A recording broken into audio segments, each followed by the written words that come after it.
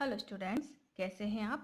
पिछले वीडियो में हमने व्याकरण बोध के चैप्टर नंबर 3 शब्द विचार में ज्ञान परीक्षण के अंतर्गत 4 प्रश्नों का अभ्यास किया। आज हम इसके कुछ और प्रश्नों का अभ्यास करेंगे। प्रश्न नंबर 5वां, निम्नलिखित शब्दों में से तत्सम, तद्भव, देशज तथा विदेशी शब्दों को छांटकर अलग अलग लिखिए। यहाँ कुछ शब्द दिए हुए हैं, इन शब्दों को इसके सही कॉलम में लिखना है। स्टूडेंट्स, ये आपके लिए है। अगला प्रश्न है, नीचे दिए गए शब्दों के सामने रूढ़, यौगिक और योग रूढ़ लिखिए। सुरसरिता, ये है योग रूढ़। नीलकंठ, योग रूढ़। मृगनयन, योग रूढ़। पंकज, योग रूढ़। हाथी, रूढ़। श्वेतांबर, योग रूढ़। भाग्यवान, यौगिक। लखपति, यौगिक। चारपाई, यौगिक। पंछी, रूढ़।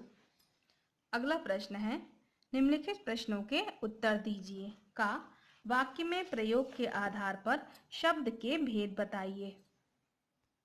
इसका उत्तर है, वाक्य में प्रयोग के आधार पर शब्द के 2 भेद हैं, सार्थक, निरर्थक। अगला प्रश्न है, शब्द से आप क्या समझते हैं, इनका वर्गीकरण किन आधारों पर किया जा सकता है।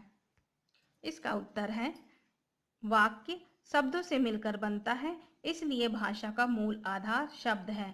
ध्वनियों के मेल से बने हुए सार्थक वर्ण समूह को शब्द कहते हैं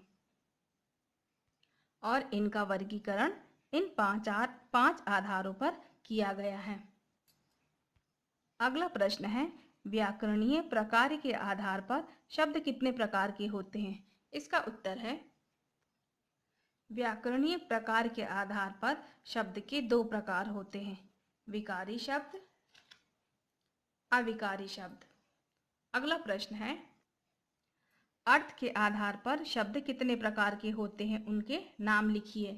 इसका उत्तर है, अर्थ के आधार पर शब्द 6 प्रकार के होते हैं, पर्यायवाची, विलोम, अनेकार्थी शब्द, समूह के लिए एक शब्द, एकार्थी, समश्रुति, भिन्नार्थक।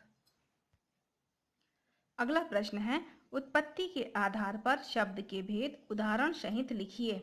इसका उत्तर है, उत्पत्ति के आधार पर शब्द के 5 भेद हैं, तत्सम, तद्भव, देशज, विदेशज, संकर।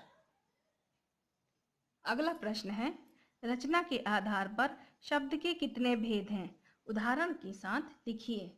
इसका उत्तर है, रचना के आधार पर शब्द के 3 भेद हैं, रूढ़, यौगिक, योग रूढ़। इसके उदाहरण हैं, पानी रूढ़ शब्द है, रसोई घर यौगिक शब्द है और दशानन योग रूढ़।